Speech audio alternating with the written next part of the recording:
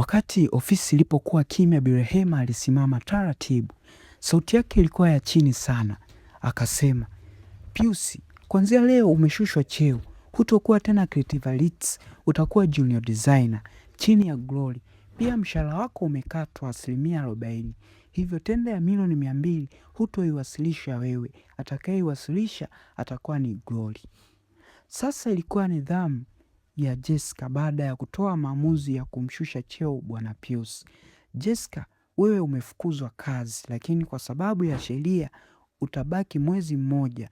Hivyo mwezi huo utamletea Glory kahawa kama ulivyokuwa unapenda wewe kumwagiza. Ofisi bado ilikuwa kimya. Kila mmoja alikuwa anatafakari maamuzi aliyoyafanya Bi Rehema. Alafu Bi Rehema sasa akamgeukia Glory, akamwambia, kuanzia leo wewe ndiye kiongozi mpya wa idara ya ubunifu. Mshahara wako umepandishwa mara 3. Glory alibaki ameduaa tu kwa maamuzi ambayo Bi Rehema alikuwa ameyafanya. Pius alijaribu kujitetea, lakini bado Bi Rehema alimwambia, kaa chini. Bwana Pius, mimi naweza kuelezea, maana kamera zimeshaongea. Bi Rehema akahitimisha kikao pale ofisini. Sasa nini kitaendelea kama Glory amepandishwa cheo?